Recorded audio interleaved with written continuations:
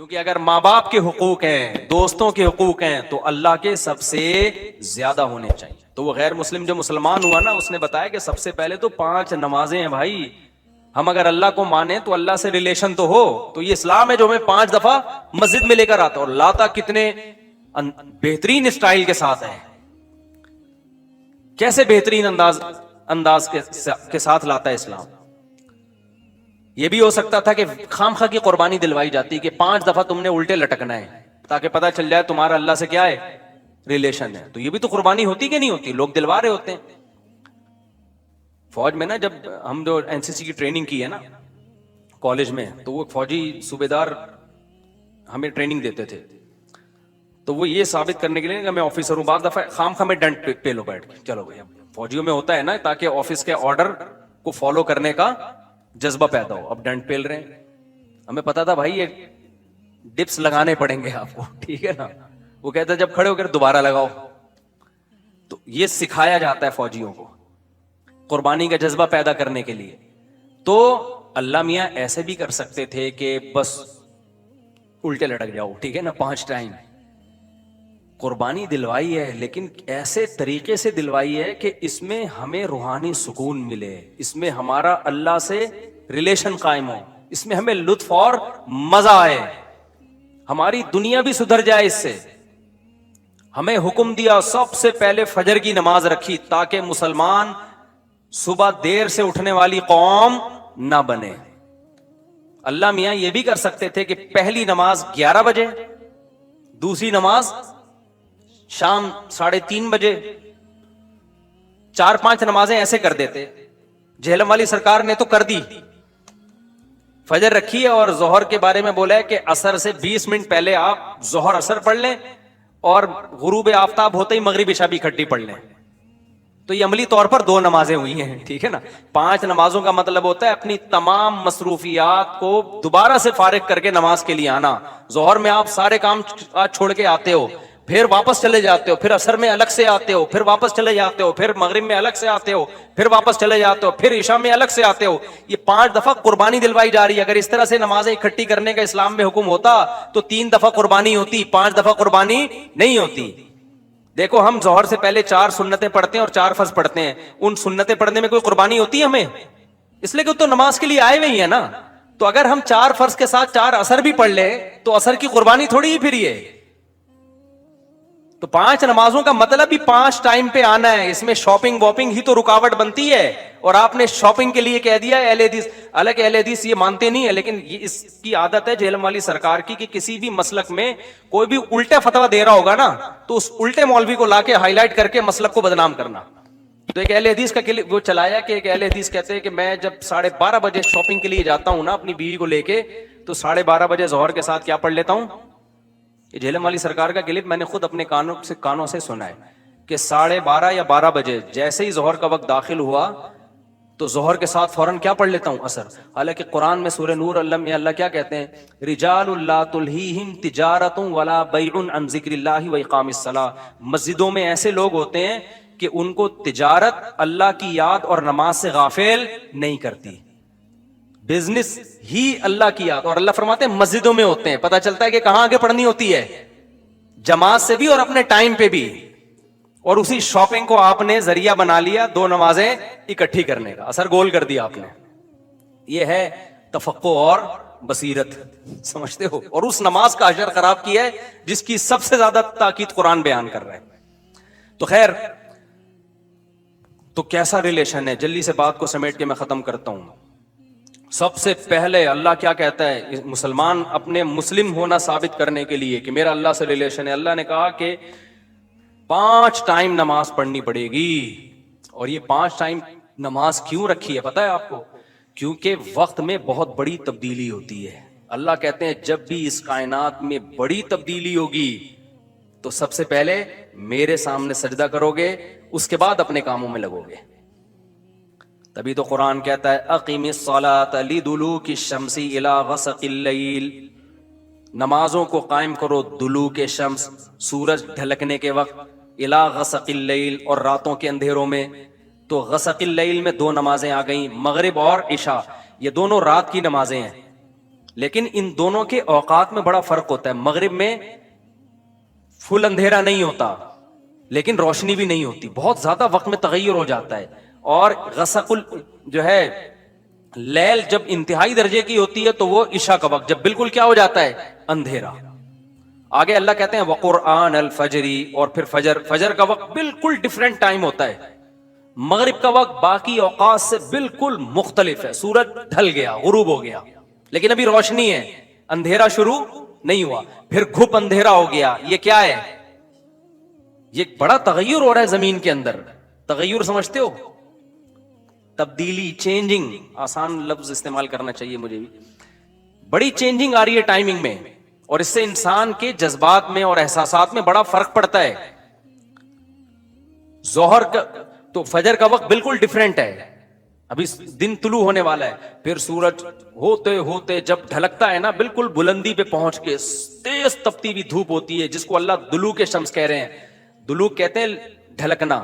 تو سورج کا جو ڈھلکنا ہے نا, بلندی پہ جا کے لڑکنا نیچے, اس کو کیا کہتے ہیں؟ اس میں اللہ نے دو نمازوں کا ذکر کر دیا, ظہر اور عصر. اس لیے کہ دلوک جو معتد بھی ہوتا ہے, گاڑی اردو پھر استعمال کر رہا ہوں, معتد بھی قابل ذکر دلوک, وہ ایک عصر میں ہوتا ہے, ایک ظہر میں ہوتا ہے. میں نے وہ کلپ ریکارڈ کروایا تھا نا عاقب سعید کو کہ 5 نمازیں اپنے ٹائم پر ہیں, اور یہ قرآن کی عیسائی سے ثابت ہے کہ نمازوں کے 5 ٹائم ہیں, 3 ٹائم کی نمازیں قرآن میں نہیں ہیں. تو اس پہ میں نے کہا تھا کہ دلوک شمس ہے نا, سورج کا ڈھلکنا, تو معتد بھی ڈھلکنا, قابل ذکر ڈھلکنا ایک ظہر کے وقت ہوتا ہے, ایک عصر کے وقت. کیونکہ عصر کے وقت 45 پہ آ جاتا ہے, اور ظہر کے وقت بلندی پہ جا کے ڈھلکتا ہے. تو اس کے نیچے کے لوگوں کے کمنٹس آئے ہوئے تھے کہ اگر قرآن کا یہ مطلب ہے ڈھلکنے کے وقت, تو پھر تو ہر وقت سورج ڈھلک رہا ہے.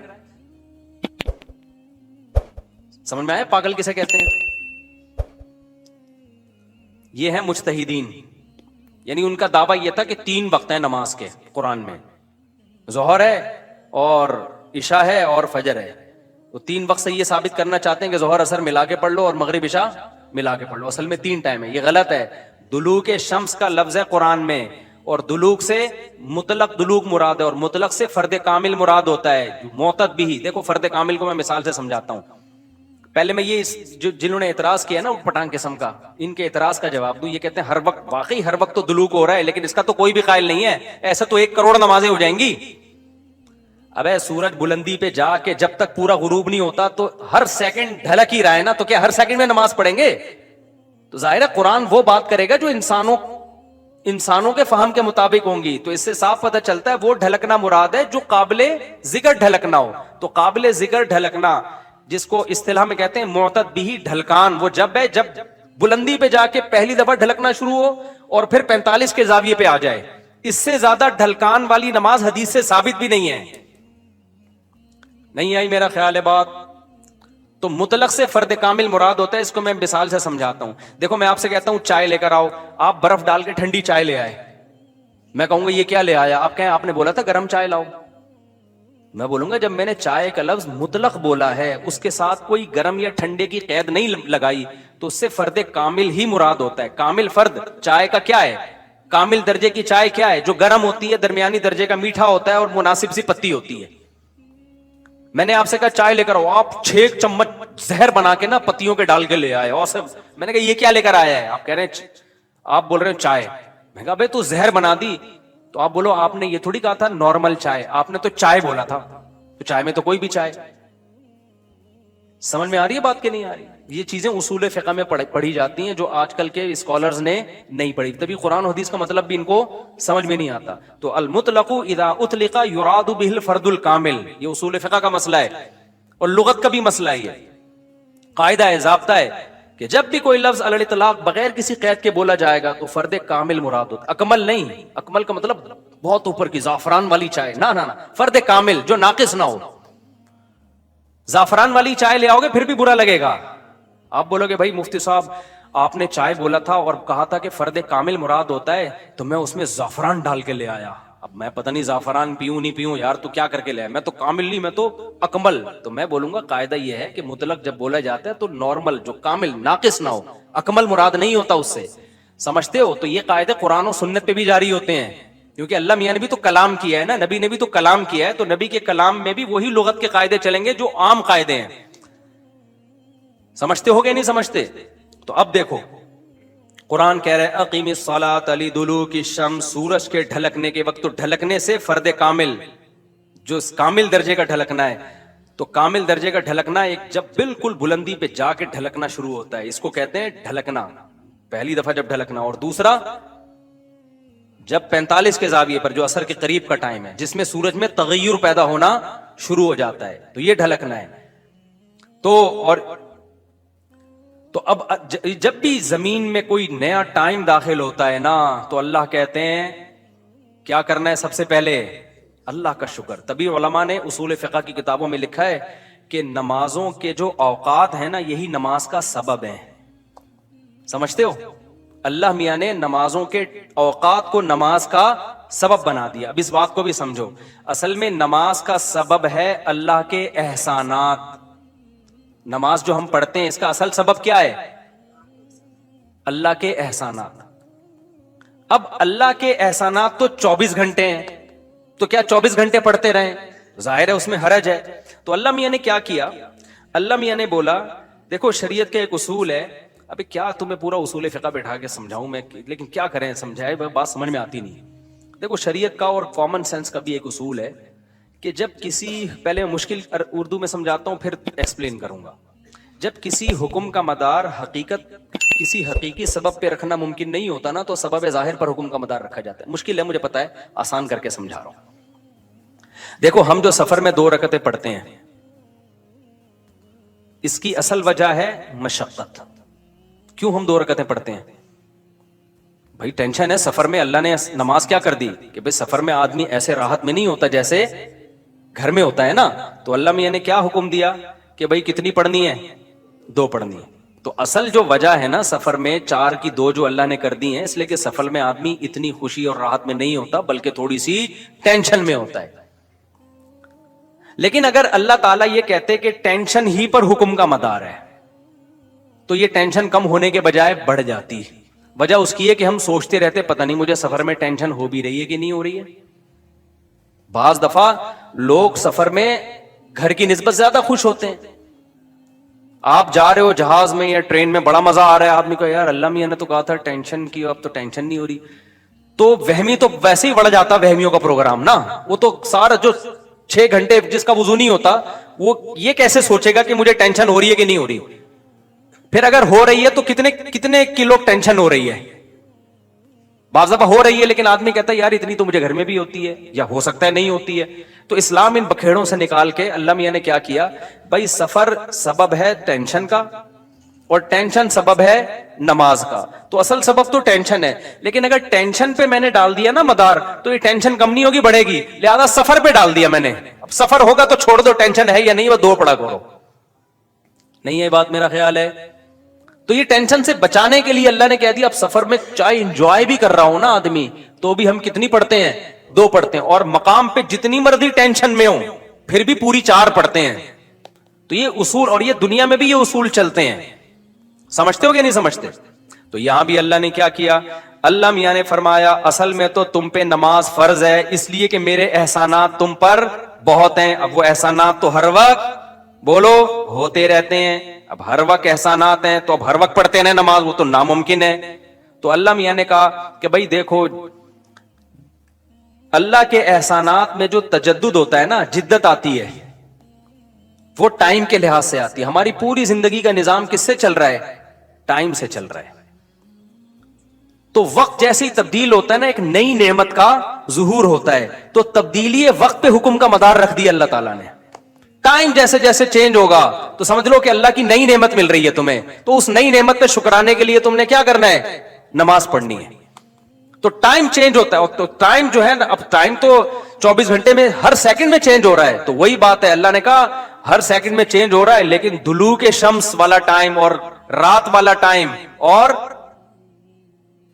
वो कुरान अल फजर, फजर वाला टाइम, ये इसमें टाइम में बड़ा तगय्युर आता है। तो बड़ा तगय्युर आता है तो नई नेमत मिल रही है। और लिहाजा जब नई नेमत मिल रही है, हकीकत में ना भी मिल रही हो और हकीकत में इससे पहले भी मिल रही हो नहीं, लेकिन अब फर्ज ये कर लिया गया है कि जब टाइम चेंज होगा तुम्हें नई नेमत मिलेगी, और नई नेमत मिलेगी तुम पर लाजिम है कि अल्लाह का शुक्र अदा करो आके। تو اس لیے علماء نے اس مسئلے کو بڑا اچھا سمجھا, اصول فقہ میں ایکسپلین کیا ہے کہ نمازوں کا جو سبب ہے نا وہ کیا ہے, اوقات کی تبدیلی. جیسے 2 رکعتوں کا سبب سفر ہے, حالانکہ اصل میں نہیں ہے, اصل میں تو کچھ اور ہے, لیکن اب اللہ نے کیا بنا دیا سفر کو. تو ایسے ہی نمازوں کے واجب ہونے کا سبب کیا ہے, وہ وقت میں بڑی تبدیلی. تو یہ 5 ٹائم اس زمین پر ایسے ہیں جس میں بڑی تبدیلی ہوتی ہے, اور ان بڑی تبدیلیوں سے انسان کو اللہ کی نعمتوں کا احساس ہوتا ہے. اگر یہ ٹائم رک جائے نا تو ہماری زندگیوں کی رنگینیاں ختم. صرف فجر ہی کا ٹائم ہو, ظہر میں جو الگ سی انسان کی فیلنگ ہوتی ہیں, عصر میں الگ فیلنگ ہوتی ہیں, مغرب میں الگ, انجوائے کرتا ہے انسان لائف کو. نہ ہر وقت اسے مغرب کا ٹائم چاہیے, اسے عشاء بھی چاہیے, لیکن ہر وقت عشاء نہیں چاہیے. اسے فجر کی بہاریں بھی چاہیے, لیکن ہر وقت فجر کی بہاریں نہیں چاہیے. اسے دوپہر کی چلچلاتی دھوپ بھی چاہیے, ہر وقت نہیں چاہیے. شام کی ٹھنڈی چھاؤں بھی چاہیے جو عصر کے ٹائم ہوتی ہے. اور کیسے سمجھائیں میرے بھائی, میرے پاس اس کے علاوہ تبھی تو 5 نمازیں ہیں, تو 2 نمازیں اکٹھی بیٹھی نہیں ہوتی, سمجھ رہے ہو, کیونکہ اوقات 5 ٹائم چینج ہوتے ہیں اور بڑی تبدیلی آتی ہے. تو 3 ٹائم کیوں پڑھ رہے ہو بھائی تم نماز؟ باقی قرآن و حدیث کے حوالے کیا ہیں وہ میں انشاءاللہ بھی ریئیکشن ریکارڈ کرواؤں گا, اس پہ وہ آ جائیں گے. تو میرے بھائی, تو یہ اسلام ہے جو ہمیں کہتا ہے کہ جب وقت میں بڑی تبدیلی ہوگی تو تمہیں اللہ کی نعمت کو واقعی ہوتا بھی ہے.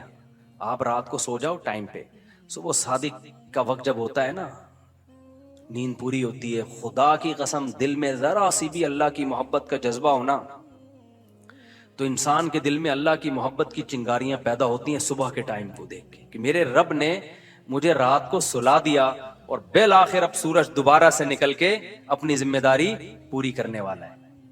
دل چاہتا ہے اللہ کو راضی کروں, اٹھوں میں اللہ کے سامنے جاؤں. ہم تو پوستیوں کی طرح, میجورٹی تو سو رہی ہوتی ہے نا, اٹھتی 12 بجے کم وقت, اس کو کیا پتا وہ صبح اور وہ چھاؤں ستاروں کی اور وہ نور.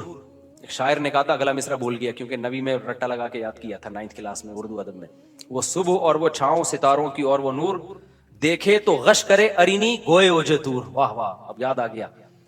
آپ کو سمجھ میں نہیں آیا ہوگا کیونکہ اردو برباد ہو رہی ہے.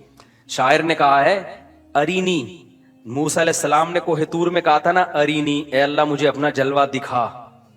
تو گوئے اوجے طور, طور کے پہلو سے جو آواز آئی تھی نا ارینی, تو وہ والا منظر, وہ روحانی منظر ہوتا ہے وہ صبح اور وہ چھاؤں ستاروں کی اور وہ نور. یعنی ستاروں کی چھاؤں کے بعد جب صبح پیدا ہوتی ہے نا تو وہ کوہ طور والا منظر, روحانی منظر پیدا ہوتا ہے جب کوہ طور سے موسیٰ علیہ السلام کی ارینی کی آواز آئی تھی. یہ شاعروں کا تخیل ہوتا ہے, کوئی میرے پہ توہین کا فتویٰ نہ لگا دینا بھائی. تو فتوے مارکیٹ میں توہین کے آج کل بہت ہلکے چل رہے ہیں. تو ہم اپنے بیان کی طرف چلتے ہیں. تو یہ 5 نمازیں اللہ نے کیا کر دی میرے بھائی, بولو. اصل تو عبادت اسلام میں ہے ہی نماز. اصل کیا ہے, 5 ٹائم دن میں. تبھی علماء کہتے ہیں معافی نہیں ہوتی ہے کبھی, موت تک چلتی رہتی ہے, کیونکہ ٹائم آتا رہتا ہے نا. ٹائم آئے گا تو نماز لازم ہوتی رہے گی, یا تو ٹائم روک لو. ہم جب گئے تھے وہاں ناروے میں تھے نا, تو بہت لمبی رات تھی, تو وہاں ٹائم رکا ہوا تھا رات کا. تو مغرب اور عشاء اور فجر میں ٹھیک ٹھاک فاصلہ ہوتا تھا. فجر 8:45 بجے ہو رہی تھی صبح, اور عشاء میرا خیال ہے 4:30-5 بجے. تو چونکہ ٹائم رکا ہوا تھا نا, مغرب کے بعد عشاء کا وقت, فجر کا وقت آ ہی نہیں رہا, عشاء کا وقت, عشاء کے بعد فجر کا وقت آ ہی نہیں رہا, تو ٹائم رک گیا, تو نماز بھی کیا ہو گئی, رک گئی. ٹھیک ہے, دیر سے پڑھو. تو کیونکہ ٹائم چینج ہوگا تو حکم اللہ کا نماز کا آپ کی طرف متوجہ. ہاں, جن علاقوں میں 6 مہینے 3 مہینے سورج نکلتا ہی نہیں ہے, وہاں پھر حدیث میں آتا ہے کہ اس میں پھر حدیث میں کچھ اور ہے, وہ پھر ابھی مسئلہ بیان کروں گا تو بات لمبی ہو جائے گی.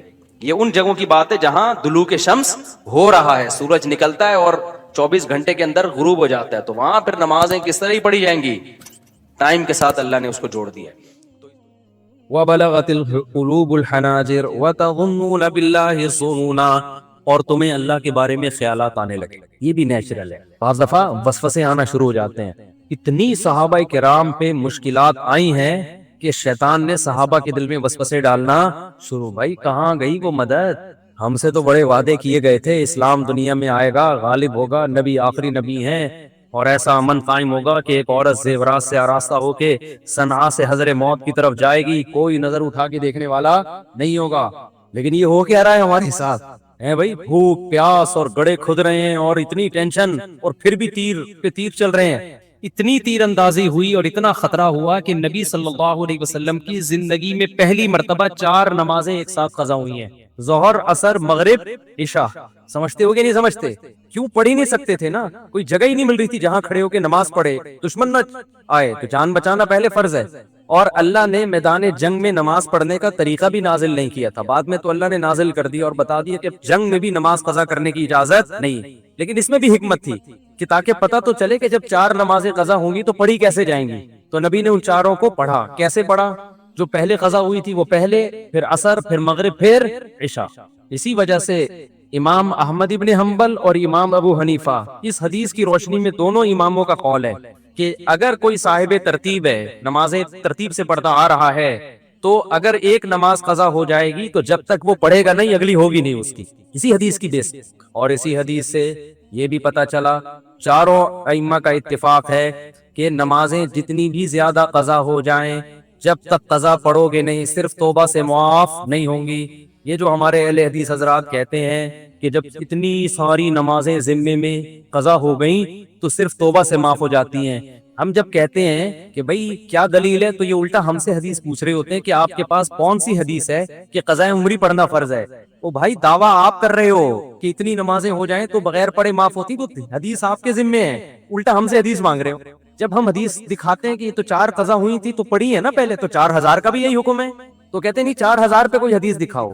یاد رکھو جو دعویٰ کرتا ہے دلیل اس کے ذمے. میں کہتا ہوں اس نے میرے 50 روپے کھائے ہیں، عدالت کہتی ہے دلیل پیش کرو، میں 2 گواہ لے کر آتا ہوں، اس نے 50 روپے کھائے ہیں واپس نہیں کیے، عدالت میرے حق میں فیصلہ کرتی ہے. پھر میں اگلے دن عدالت کے پاس گیا، میں نے کہا اس نے 50 کروڑ روپے کھائے ہیں، عدالت کہتی ہے اب اس سے گواہ لیے جائیں گے، یہ دلیل دے گا کہ 50 کروڑ روپے اس نے نہیں کھائے. میں کہوں گا جج صاحب قانون کی کتاب میں لکھا ہوا ہے جو کسی کے 50 روپے کھائے تو جو دعویٰ کرے گا نا کہ اس نے کھائے ہیں وہ دلیل دے گا. تو عدالت کہے تو 50 روپے کے بارے میں لکھا ہے، 50 کروڑ کے بارے میں تھوڑی لکھا ہے. صحیح ہے نا؟ جج صاحب کو سپریم کورٹ نے 50 روپے کے بارے میں فیصلہ کیا تھا کہ جو 50 کا دعویٰ کرے گا دلیل اس کے ذمہ ہوگی.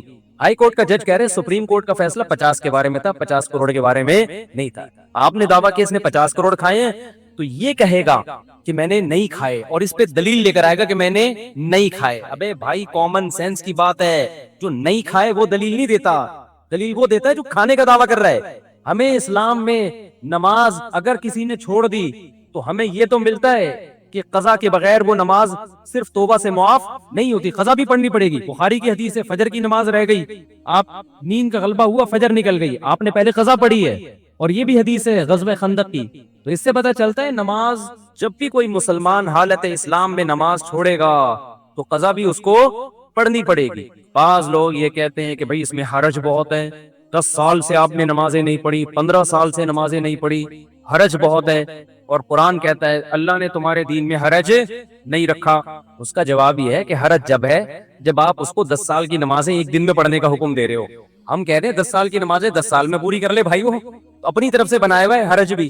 ہم تھوڑی کہہ رہے ہیں 10 سال کی نماز ایک دن میں پوری کرے، 10 سال کی کتنے دن میں کرے، وہ 10 سال میں پوری کر لے نا، اس میں کیا حرج ہے.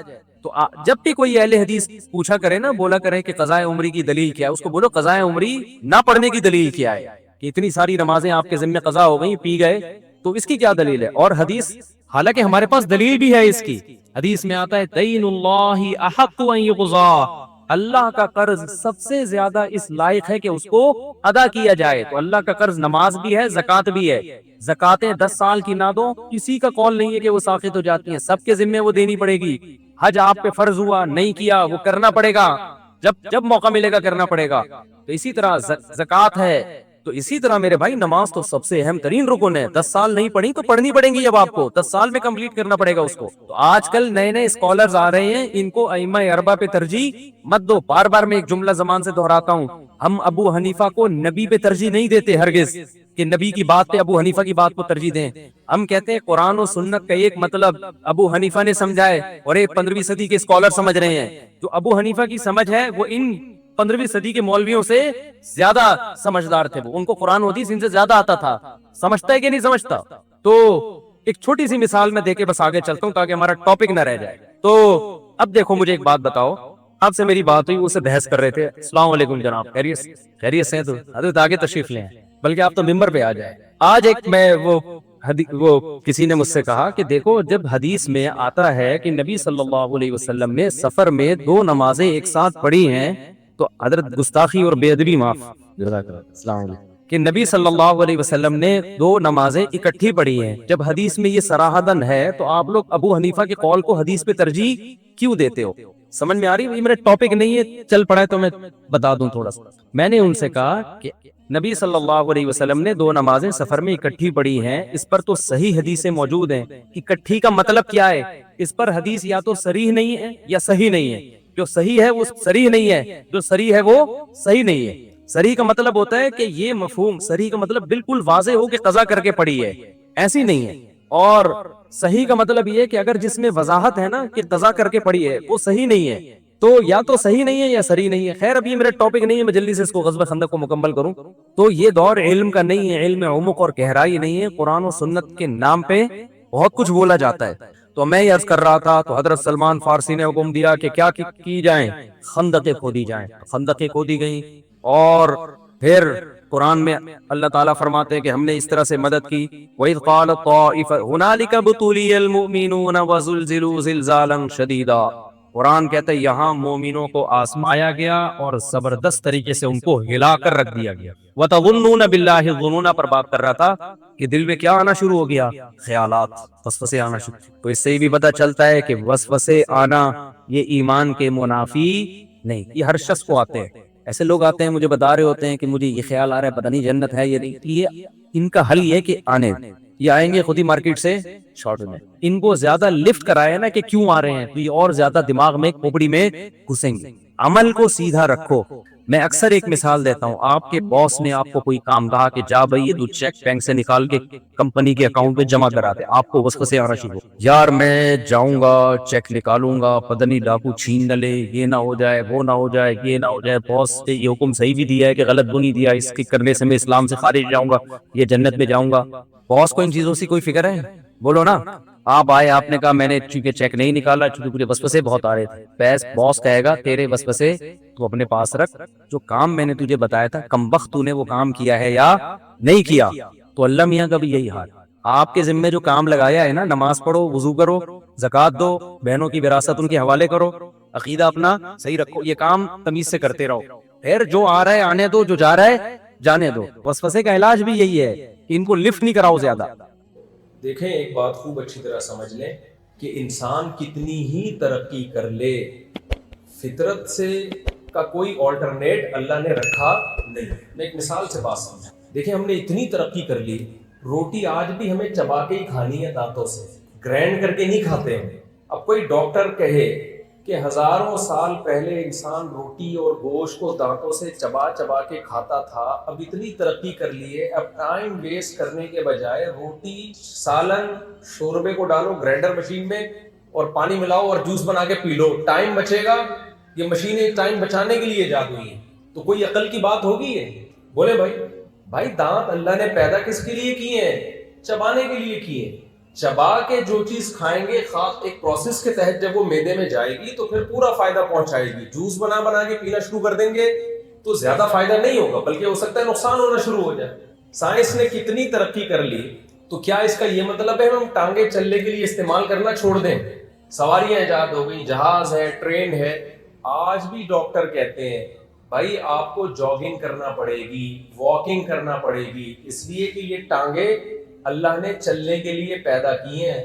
ہزاروں سال پہلے بھی چلتے تھے لوگ، آج بھی آپ کو چلنا پڑے گا. سائنسی ترقی کی وجہ سے اب یہ نہیں ہو سکتا کہ سائیکل اور موٹر سائیکل اور جہاز ٹانگوں کا آلٹرنیٹ بن جائے کہ اب آپ کو واکنگ کے بجائے جو ہے یا جاگنگ کے بجائے بس جہاز میں آپ نے اتنا لمبا سفر کر لیا یا ٹرین میں سفر کر لیا، اب آپ کو چلنے کی ضرورت نہیں. تبھی تو لوگ کولیسٹرول کے ڈبے بنے ہوئے ہیں، چربی کے ڈبے بنے ہوئے ہیں. وجہ کیا ہے؟ آفس میں کمپیوٹر کے سامنے بیٹھے رہتے ہیں، کوئی ورک آؤٹ نہیں ہے، کوئی محنت نہیں ہے. تو سائنس جتنی بھی ترقی کر لے، فطرت کے اصول اور ضابطے کبھی بھی چینج بولے نہیں ہوتے. تو خوب یہ بات اچھی طرح سمجھ لیں، جیسے انسان کو جسمانی طور پر فٹ رہنے کے لیے نیچر ہی پہ چلنا پڑے گا، فطرت سے بغاوت کرنے کی اجازت نہیں ہے. اسی طرح مینٹلی اس کو صحت مند رہنے کے لیے بھی نیچرل لائف میں ہی آنا پڑے گا. وہ مصنوعی زندگی سے ذہنی سکون حاصل نہیں کر سکتا. اب جو فزیکل صحت ہے نا اس کے لیے آپ کو ڈاکٹر کہتے ہیں نا آرگینک چیزیں کھائیں, کہتے ہیں کہ نہیں کہتے؟ گوبر کی کھاد کا ٹماٹر کھائیں, آپ یوریا کی کھاد کا نہ کھائیں. ابے بھائی جب سائنس نے اتنی ترقی کر لی ہے تو پھر 10,000 سال پہلے بھی گوبر کی کھاد کی چیزیں کھاتے تھے, اب بھی گوبر ہی کی کھاد کھانی ہے, تو اس ترقی کا کیا فائدہ ہوا؟ تو یہ دلیل بنے گی؟ غلط دلیل ہوگی بھائی. ترقی جتنی مرضی کرے لیکن نیچر تھوڑی چینج ہوگی. تو میڈیکلی فٹ رکھنے کے لیے جیسے پہلے جو اصول تھے آج بھی وہی فزیکلی فٹنس کے لیے, تو اسی طرح مینٹلی طور پر ہیلدی لائف گزارنے کے لیے صدیوں پہلے جو اصول تھے آج بھی وہی اصول ہے. صدیوں پہلے بھی انسان کو مینٹلی ہیلتھ کے لیے بیوی بھی چاہیے تھی, بچے بھی چاہیے تھے, بہنیں بھی چاہیے تھی, بھائی بھی چاہیے تھے, ماموں بھی چاہیے تھے, چاچو بھی چاہیے تھے, کزن بھی چاہیے تھے, دوست احباب بھی چاہیے تھے. آدم علیہ الصلوۃ والسلام جنت میں تھے, جنت سے زیادہ ترقی کی کوئی جگہ ہو نہیں سکتی. وہاں بھی ان کی لائف میں بورنگ لائف تھی ان کی. اللہ نے ان کی انٹرٹینمنٹ کے لیے اما حوا کو, ان کی زوجہ کو پیدا کیا, پھر ان کو اولاد دی اللہ تعالیٰ نے. صدیوں سے یہی سسٹم چلا آ رہا ہے کہ آپ ایک حد تک اکیلے زندگی پہلے ماں باپ کے سائے میں ہوتے ہیں, بہن بھائیوں کے سائے میں ہوتے ہیں, پھر بالغ ہوتے ہیں, پھر آپ کا نکاح ہوتا ہے, پھر آپ کی اولاد ہوتی ہے, پھر بڑھاپے میں آپ کے پوتے نواسے ہوتے ہیں, پھر بہویں داماد ہوتی ہے. یہ لائف اسٹائل آپ جس سے بھی چھین لیں گے نا ترقی کے جھانسے دے کر, اس کی مینٹلی ہیلتھ کی ایسی کی تیسی ہو جائے گی, چاہے وہ کتنا بڑا سائنٹسٹ کیوں نہ ہو. جاپان کے بڑے بڑے سائنسدانوں کو جا کے دیکھو ان کو بڑھاپا کیسے گزر رہا ہے. تو مجھے غصہ بہت آنے لگا ہے آج کل, میں کیا کروں, تھوڑا سا میری آواز اونچی ہو جاتی ہے بہت. یہ تمیز سے بھی سمجھائی جا سکتی ہے بات, لیکن میں تمیز سے سمجھانے کے موڈ میں اس لیے نہیں ہوں کہ سمجھ میں نہیں آئے گی یہ تمیز. ٹھیک ہے, کچھ باتیں مدلل ہوتی ہیں, تمیز کے دائرے میں وہ سمجھ میں نہیں آتی. ہمارا سیکولر اور لبرل طبقے نے ہر چیز میں گورے کو اپنا باپ بنا لیا ہے. اور بھائی سائنس ٹیکنالوجی میں اس کو اپنا باپ بناؤ, وہ اس میں بڑا ایکسپرٹ ہے. تہذیب میں, اخلاقیات میں, نیچرل لائف میں, یہ پیغمبروں کا ٹاپک ہے. پیغمبر بتائیں گے فطرت کیا ہے اور فطرت سے بغاوت کیا ہے, یہ پیغمبروں کا ٹاپک ہے. یہ مذہب بتائے گا, آسمانی کتابیں بتائیں گی, یہ گورا نہیں بتائے گا.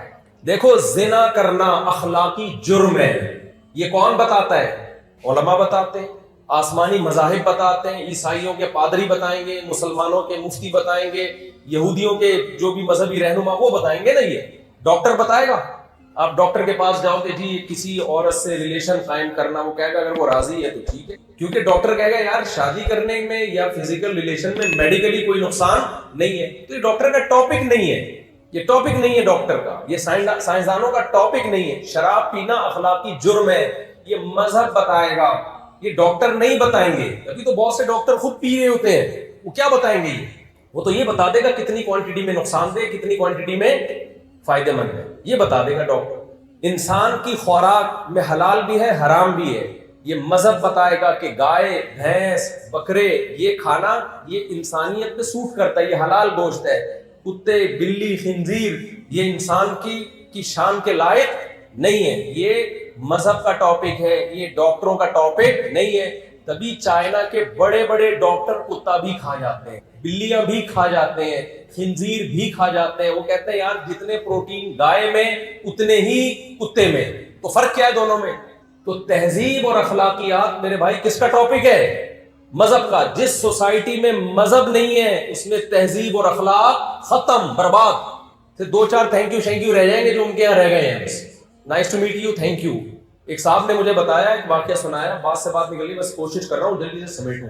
مجھے کہنے لگے مفتی صاحب آپ بڑی تعریفیں کرتے ہو, مسلم سوسائٹی میں ماں باپ کی بڑی عزت ہے, جتنی چرسی بھی ہوگا تو اپنے ابا کا تھوڑا سا خیال کرے گا, ابا کو بھی ایک پڑیا لا کے دے دے گا, کسی بھی طرح سے کرے خیال لیکن کرے گا خیال. تو مفتی صاحب آپ غلط بات کرتے ہو. میں یہاں رہتا ہوں, میں ملک کا نام نہیں لوں گا, میرے ویزے پہ پابندیاں نہ لگاتے ہو, ہمارے ملک میں آتے ہو پھر ہماری برائیاں کرتے ہو بیٹھے. تو ایک کنٹری ہے, گوروں کا ملک ہے, کہتے ہیں مفتی صاحب یہاں جو بوڑھوں کی قدر ہے نا آپ اپنی سوسائٹی میں سوچ بھی نہیں سکتے. میں آپ کا نا سوچنے کا زاویہ ٹھیک کرنا, میں پلک پانا لے کر آیا ہوں, آپ کی تھنکنگ کو جو ہے نا اس کو اس کو سیٹنگ پہ لے کر آ رہا ہوں, سافٹ ویئر اپڈیٹ کر رہا ہوں میں. کہ جب آپ صحیح زاویے سے سوچنا اور دیکھنا شروع کر دو گے نا تو حقائق کھلیں گے. بھائی جو اللہ کا نہیں ہے نا, جو اسلام کو نہیں مانتا, وہ نہیں ہے, وہ صحیح اچھا انسان بن ہی نہیں سکتا. اچھے انسان میں صرف 2-4 چیزیں تھوڑی ہیں, پوری زندگی ہے انسان کی. کھانا کیا ہے, پہننا کیا ہے, پہننا ہے بھی کہ نہیں ہے.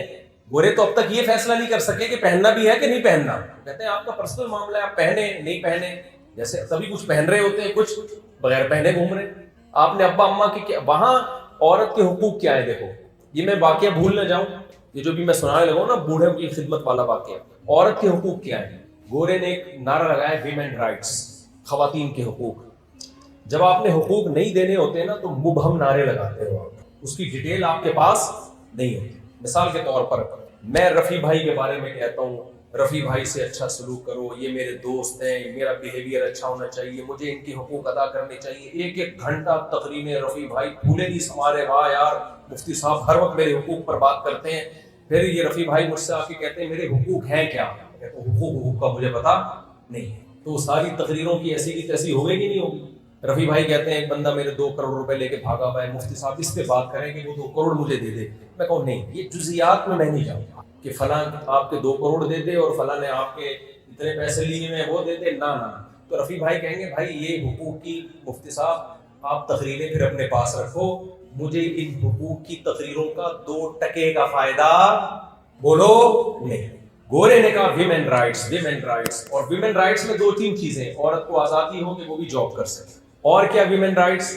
اور کوئی رائٹس نہیں. او بھائی ویمن جو ہے, وومن جو ہے, وہ یا تو آپ کی بیوی ہوگی, یا وہ آپ کی اماں ہوگی, یا وہ آپ کی بہن ہوگی, یا وہ آپ کی دادی نانی ہوگی, یا وہ آپ کی بیٹی ہوگی, یا آپ کی پوتی نواسی ہوگی. ان کے کیا حقوق ہیں الگ الگ بتائیں. گورا بتا سکتا ہے؟ بولو نا, کوئی نہیں ہے بھائی, کوئی ڈیٹیل ہی نہیں ہے. قرآن بتاتا ہے, مذہب بتاتا ہے کہ عورت ماں کی شکل میں ہے تو کیا حقوق ہے. لا تقل لہما اف, ساری دنیا کی انٹیوں سے پھڈا کر سکتے ہو, ماں کے سامنے اف کرنے کی اجازت بولو نہیں ہے. بوڑھی ہوگی اس کو پالنا گورنمنٹ کی ذمہ داری نہیں ہے, اس پہ خرچہ کرنا. قل ما انفقتم من خیر فللوالدین, جو بھی خرچ کرو گے سب سے پہلے باپ اور ماں, اس کے لیے خرچہ نکلے گا تمہاری جیب سے. یہ رائٹس گورا بیان کرتا ہے کیا؟ جیپنیز کے پاس ہے یہ قانون اور ضابطہ. پھر اللہ کہتا ہے ماں اگر تم نماز پڑھ رہے ہو اور تمہیں نماز میں پکارتی ہے, نماز توڑ کر اس کی پکار پر لبیک کہو, بہرے بن کے مت بیٹھے رہو. کس قدر ڈیٹیل میں حقوق بیان کیے. ان کے قدموں میں جنت تلاش کرو. جس نے باپ کی پیشانی پہ محبت سے نظر ڈالی اللہ اسے حج عمرے کا ثواب دیتے ہیں. پھر وہ عورت اگر بیوی کی صورت میں ہے اس کے حقوق الگ ہیں. اس کے تو اتنے حقوق ہیں تبھی تو لوگ شادی نہیں کر رہے. اماں سے زیادہ حقوق کس کے ہیں بولو بھائی؟ بیگم کے. کتنی ہی مالدار کیوں نہ ہو, سارا خرچہ اس کی ساری زندگی کا, اس کا بھی اس کی اولاد کا بھی, سارا خرچہ کس کے کندھے پر ہے؟ مرد کے کندھے پر. یہ وومن رائٹ گورا دے کے دکھا سکتا ہے کسی عورت کو ہے بھائی؟ کوئی حقوق نہیں ملتے بھائی. آپ اپنی چائے اپنے خرچے پہ بناؤ. میاں کہتا ہے میں اپنی چائے اپنے خرچے پہ. ہمارے یہاں ہو سکتا ہے کہ بیگم تم اپنی چائے اپنے خرچے پہ؟ کبھی ایسا کہا کوئی ایسا شیر نر ہو تو مجھے بتائے بھائی جس میں یہ ایسا. میں کہاں, میں تو مجھے تو 4 چائے پلانی پڑتی ہے, میرا تو اور ڈبل خرچہ ہے, 4 گنا زیادہ خرچہ ہے. کس قدر تانے انسان کو سننے کے ملتے ہیں. آپ کو انڈے لینے کے لیے بھیجا تھا خالی ہاتھ. گورے کی گرل فرینڈ اسے یہ تانا نہیں دے سکتی, اس کی بیوی بھی نہیں دے سکتی. گورے کی بیوی کہے گی نا کہ آپ کو میں نے بولا تھا 1 درجن انڈے لے کر آؤ, گورا کہے گا جاؤ اپنے پیسے سے 2 درجن لے آ, مجھے کوئی اعتراض نہیں. سمجھ رہے ہو؟ کوئی حقوق فزیکل ریلیشن ہے, ساتھ رہتے ہیں, لیونگ ریلیشن, فزیکل ریلیشن, اور تھوڑا بہت میرج کاغذ ماغذ میں, اس کے علاوہ کچھ بھی نہیں ہے. سمجھتے ہو کہ نہیں سمجھتے؟ بچوں کا خرچہ کس کے ذمے ہے؟ اس عورت کے بدن سے جو اولاد ہوگی, ڈیلیوری کا خرچہ, اس کے اولاد کا خرچہ کس کے کندھوں پر ہے؟ مرد کے کندھوں پر. یہ کس کو حقوق دیے جا رہے ہیں؟ بیوی کو. اس کو رہائش, جو اس کی اسٹینڈرڈ باپ کے گھر میں تھا اسی اسٹینڈرڈ کی رہائش پرووائڈ کرنا. عاشروہن بالمعروف, قرآن کی آیت کا یہی مطلب ہے. اسٹینڈرڈ وہی دینا ہے جو کہاں ہو, اس کے ماں باپ کے گھر میں, جس کی ڈیٹیل فقہ کی کتابوں میں ہمیں ملتی ہے. بیٹی کی شکل میں ہے تو اس کے حقوق الگ. آج یہ لوگ اعتراض کرتے ہیں کہ اسلام نے بیٹی کو آدھی وراثت دی ہے, مرد بیٹے کو دگنی دی ہے, حالانکہ بیٹے پر خرچہ ذمہ داریاں اللہ نے 4 گنا ڈال دی ہیں اور بیٹی پہ ذمہ داری 1 روپے کی بھی نہیں ڈالی. وہ آدھا بھی مل کے بچا رہتا ہے اور اس کا ڈبل مل کے بھی اللہ خرچ کروا دیتے ہیں. اور یہ اعتراض وہ لوگ کرتے ہیں جو بیٹی کو آدھی بھی نہیں دیتے. ایک ہندو لڑکی کا فون آیا, اس نے کہا ہمارے ہندو لوگ جو اسلام پہ اعتراض کرتے ہیں ان ہندوؤں کی بات سارے ہندو نہیں کرتے. اس نے مجھے خود بتایا, کہتے ہیں ہمارے ہاں مفتی صاحب یہ اعتراض کیا جاتا ہے کہ مسلمان بیٹیوں کو آدھی وراثت دیتے ہیں, بیٹے کو ڈبل دیتے ہیں. کہتی خدا کی قسم اعتراض کرنے والے ہمیں 1 روپیہ بھی نہیں دیتے. ہماری فیملیوں میں بیٹی کو 1 روپیہ بھی نہیں ملتا, نہ بہتوں کو تو بیٹوں کو بھی نہیں مل رہا ہوگا, کتوں کو جاری ہوتی ہے وراثت. تو میں آپ سے جلدی بات کو سمیٹ کے بس ختم کرنے کی کوشش کر رہا ہوں. اچھی باتیں ہیں نا, وہ صفائی ستھرائی ڈسپلن, اس میں فالو کرو. مذہب جن چیزوں میں گائیڈ کرتا ہے میرے بھائی وہ ان کے پاس نہیں ہے. میں لوگوں سے ایک بات کہتا ہوں, ان کے حکمران ہمیں مل جائیں اور مذہب ہمارا ہو, ہم ان سے اچھے بن جائیں گے.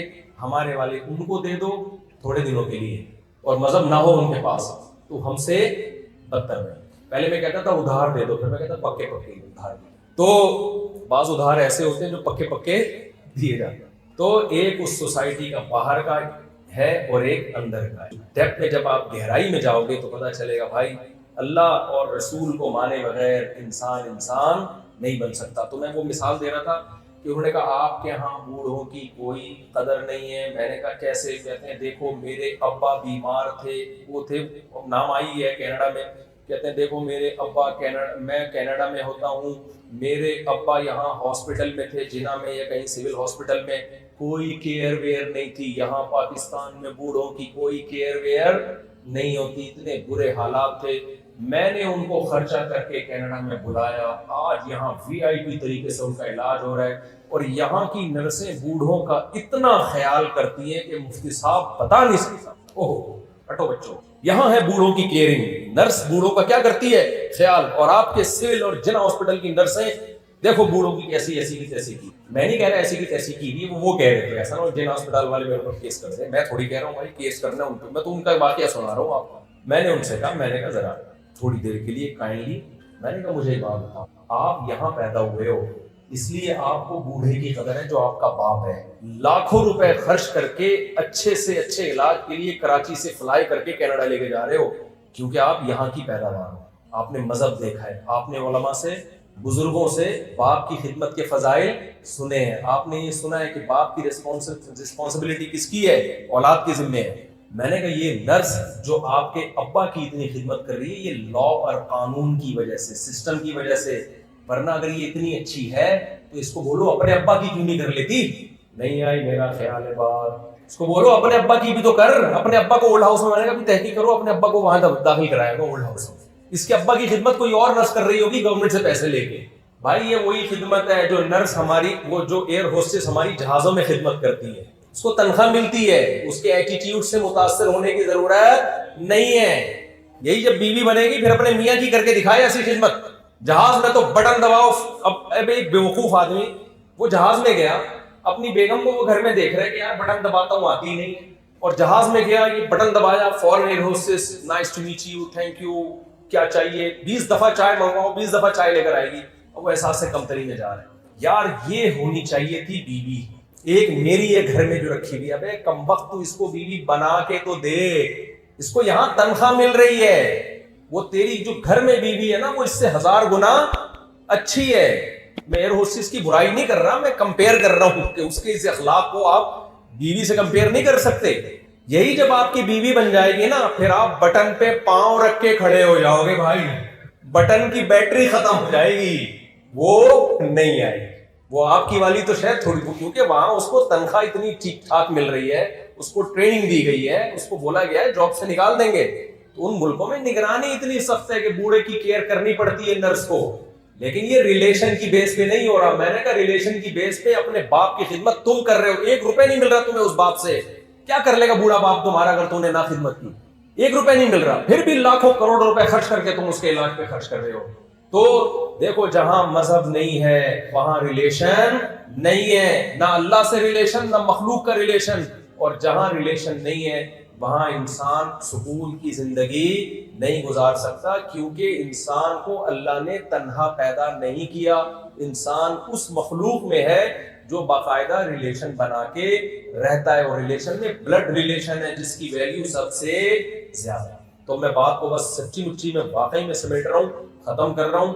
وہ یہ ہے کہ ہم بنے نہیں ہیں بھائی، ہمیں کسی نے بنایا ہے. تو اپنے پہلے عقیدے کو درست کریں، اور جب ہمیں بنایا ہے تو اس نے ہمیں بھیجا ہے.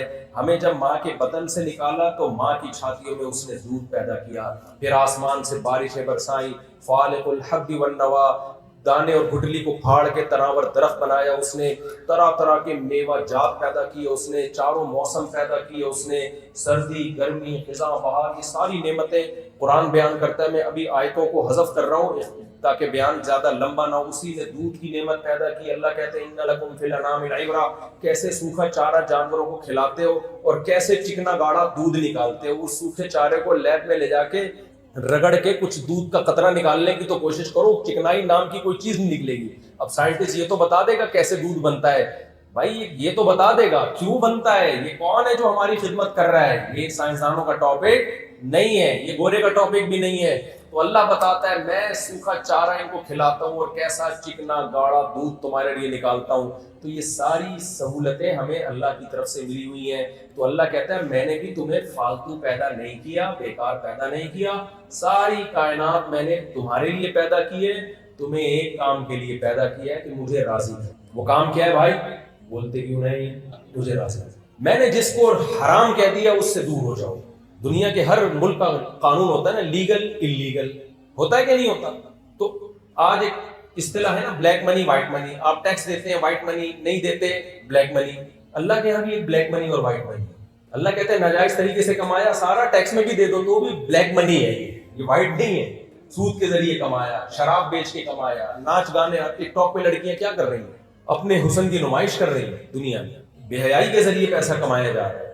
تو ایک حدود ہے، باؤنڈری ہے. جو اللہ کو ماننے والے ہیں ان کو اس باؤنڈری کو کراس کرنے کی اجازت نہیں ہے. حلال کلو من الطیبات، پورے اسلام کا خلاصہ اللہ نے 2 لفظوں میں بیان کیا ہے. یا ایھا الرسل کلو من الطیبات، کھاؤ بھی پاکیزہ، واعملوا صالحا، عمل بھی کیسا رکھو؟ پاکیزہ. اسلام از دا نیم آف پاکیزگی. سمجھ رہے کس کا نام ہے اسلام؟ کس کا نام ہے؟ پاکیزگی.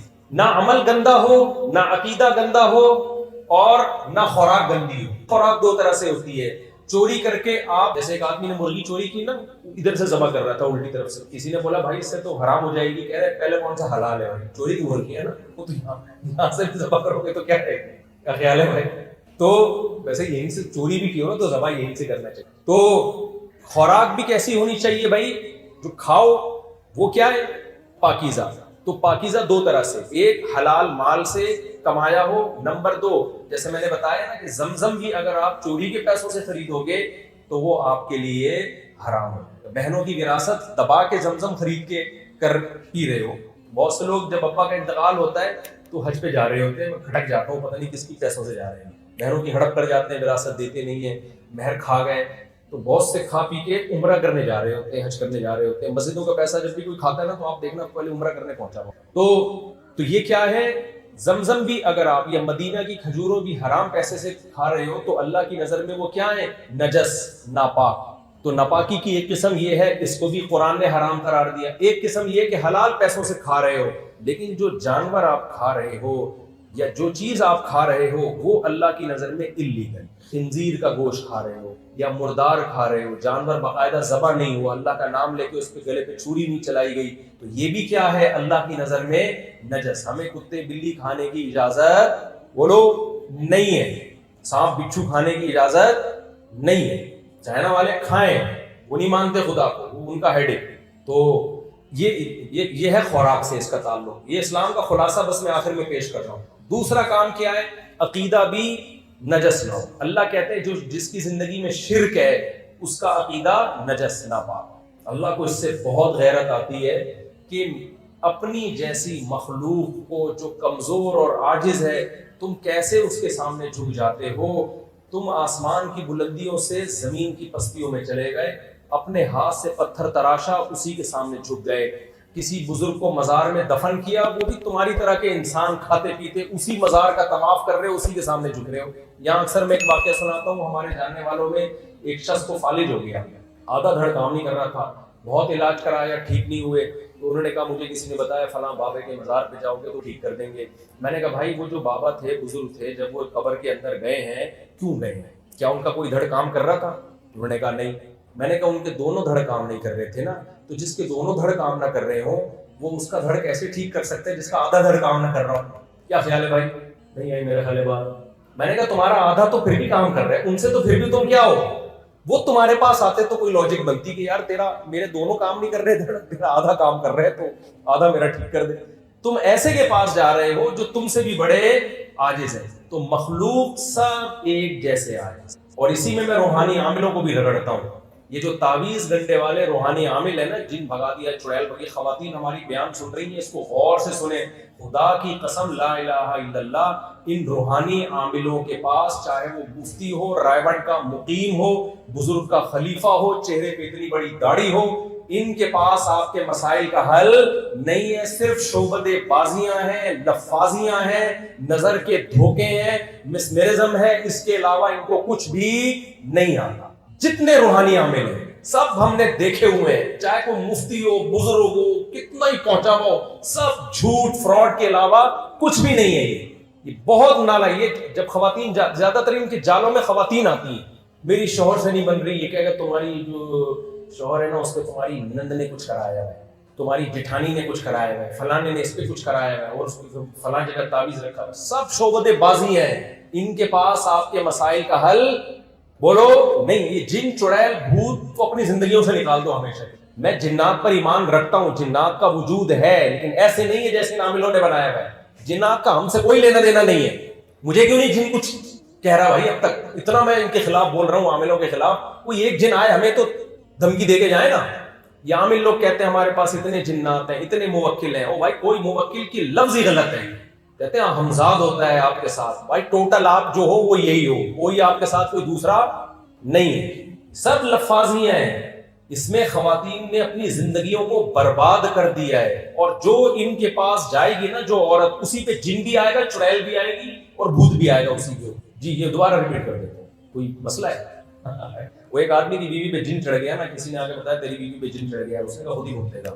اس نے کہا خود ہی بھوتے، غلط جگہ اس نے پنگا لے لیا ہے جن میں. تو میں دوبارہ اس جملے کو ریپیٹ کرتا ہوں. کیا جملہ کہا تھا میں نے؟ فریکوینسی کے ساتھ چل رہا. ہاں یہ خوب ذہن میں رکھیں.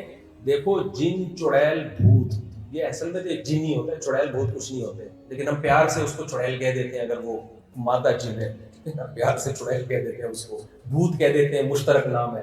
تو جنات کا ایک وجود ہے. اللہ نے آگ سے ایک مخلوق بنائی جس کو ہماری نظروں سے چھپا دیا، الگ جہاں ہے اس کا. تو قرآن سے ہمیں یہ پتہ چلتا ہے کہ جو لوگ جنات کو لفٹ کراتے ہیں نا، جنات، تو جب آپ کو کوئی پریشانی ہو، آپ کسی روحانی عامل کے پاس چلے گئے، وہ کہہ دے گا جن ہے، تو جنات سمجھ جاتے ہیں یہ مجھے لفٹ کراتا ہے اور یہ مجھ سے ڈرتا ہے.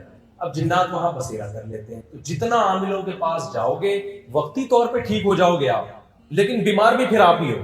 ایک دفعہ یہ دماغ سے نکال دو کہ آپ پہ کوئی جن یا بھوت آ سکتا ہے، یہ کسی نے جادو کیا ہے آپ پہ. لوگ کہتے ہیں نبی پہ جادو کا اثر ہو گیا تھا. تو دیکھو نبی پہ جادو کا اثر اس لیے ہوا تھا کہ لوگ آپ کو جادوگر کا ہونے کا تانا دیتے تھے. تو اللہ نے اس تانے کو آپ سے بری کرنے کے لیے تھوڑا سا اثر ہونے تاکہ لوگ آپ کو جادوگر، یہودی آپ کو جادوگر نہ کہیں. ورنہ ابو بکر پہ کیوں نہیں ہو گیا جادو، حضرت عثمان پہ کیوں نہیں ہو گیا، حضرت علی، ایسے تو بڑے آرام سے لوگ.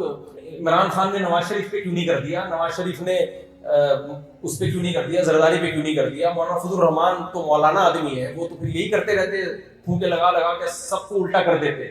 بھائی یہ نہیں ہوتا، سمجھ رہے ہو؟ اتنی اندھی دنیا میں لوگ کہتے ہیں گھر میں چوری ہوئی ہے، کوئی چور نہیں. عامل کے پاس جاؤ گے آپ کے گھر میں اثرات ہیں. بینکوں میں کیوں نہیں ہو جاتی چوری بھائی؟ ایک صاحب مجھے کہنے لگے میرے گھر میں لاکر ہے اور میرے گھر میں کوئی چور بھی نہیں ہے، کیونکہ پتہ نہیں پیسے کہاں سے غائب ہو رہے ہیں. تو مجھے سمجھ میں نہیں آ رہا، اور میں نے کسی بزرگ کو دکھایا، انہوں نے سون کے بتایا کہ کچھ. میں نے کہا یا تو چور ہے، یہ میں بتاؤں گا، یا تیرے گھر میں کوئی چور ہے. اور میں نے اس کے لوگوں کو میں نے کہا یا تو یہ کمبخت خود چور ہے، کیونکہ چور کبھی انکوائری نہیں کرنے دیتا. وہ ہمیشہ کس پہ ڈالے گا؟ بلی عاملوں. جو چور ہوتا ہے نا خود آ کے انکوائری کر رہا ہوتا ہے. میں نے ایسے چور دیکھے ہیں کہ چوری کی اور جا کے FIR کٹا دی کہ اس کی چوری ہوئی ہے، کائنڈلی اس کی مدد کریں آپ. جو جنازے پہ بہت زیادہ رو رہا ہو نا, یا تو واقعی بہت محبت کر رہا ہوتا ہے یا وہی قاتل ہوتا ہے. سمجھ رہے ہو کہ نہیں سمجھ رہے؟ اسی نے مارا ہوتا ہے اس لیے رو بھی بہت زیادہ رو رہا ہوتا ہے. تو جو یہ کہہ رہا ہے نا گھر میں کہ کچھ کیا ہوا ہے, سمجھ لو ہو سکتا ہے اسی نے چوری کی. میں نے کہا گھر کا چور ہے, کوئی خفیہ کیمرہ لگاؤ, بغیر بتائے پکڑا جائے گا.